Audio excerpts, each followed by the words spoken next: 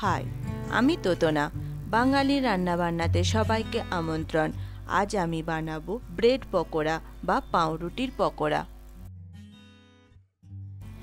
এর জন্য নিয়েছি পাউরুটি 6 পিস, গোটা জিরে 1 চামচের 4 ভাগের 1 ভাগ, গরম মশলা গুঁড়ো 1 চামচের 4 ভাগের 1 ভাগ, রোস্টেড জিরে ধনে গুঁড়ো 1/2 চামচ, খাবার সোডা সামান্য, কালো জিরে সামান্য, লবণ পরিমাণ মতো, গোলমরিচের গুঁড়ো 1 চামচের 4 ভাগের 1 ভাগ, হলুদ গুঁড়ো 1/2 চামচ।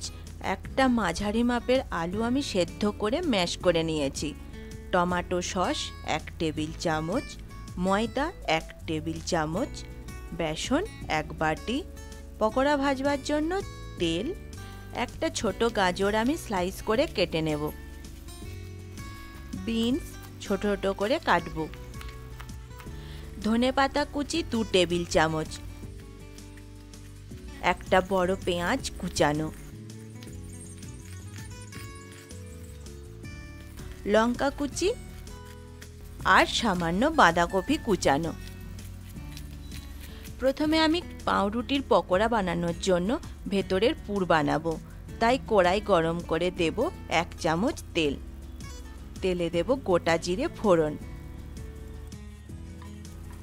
তেলের সাথে সামান্য নাড়াচাড়া করে কেটে রাখা সব সবজি দিয়ে দিচ্ছি, বিনস, গাজর, পেঁয়াজ আর বাঁধাকপি।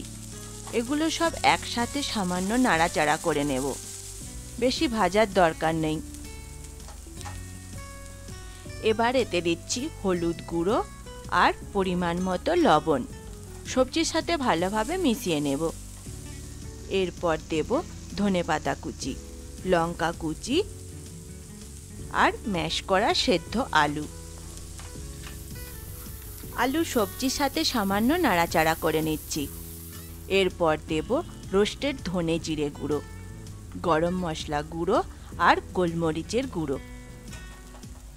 মশলার সাথে সব সবজি ভালোভাবে মিশিয়ে নিতে হবে। তৈরি পাউরুটির পকোড়ার ভেতরের পুর। এবার এটা আমি ঠান্ডা হতে দেব। বেসনের ব্যাটার বানানোর জন্য বেসনে দিলাম কালো জিরে, খাবার সোডা, পরিমাণ মতো লবণ, সামান্য হলুদ গুঁড়ো আর ধনেপাতা কুচি। জল দিয়ে সব উপকরণ ভালোভাবে মিশিয়ে নিচ্ছি। ব্যাটারটা খুব পাতলা বা গাঢ় হবে না।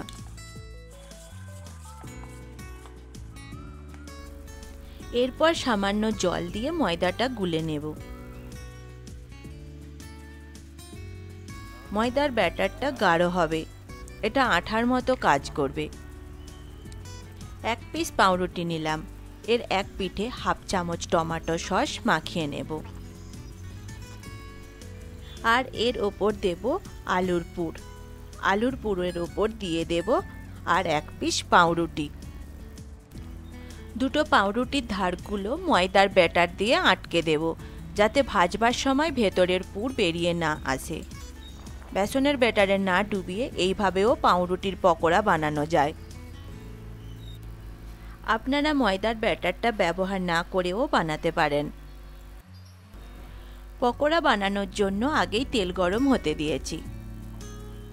পুর ভরা পাউরুটি বেসনের ব্যাটারে ভালোভাবে ডুবিয়ে গরম তেলে দিয়ে দেব।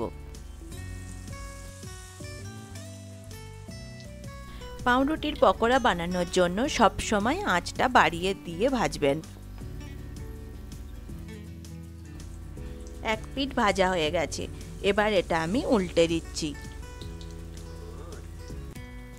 2 পিঠই ভালোভাবে ভেজে নিয়েছি, এবার এটা আমি ভালো করে তেল ঝরিয়ে তুলে নেব।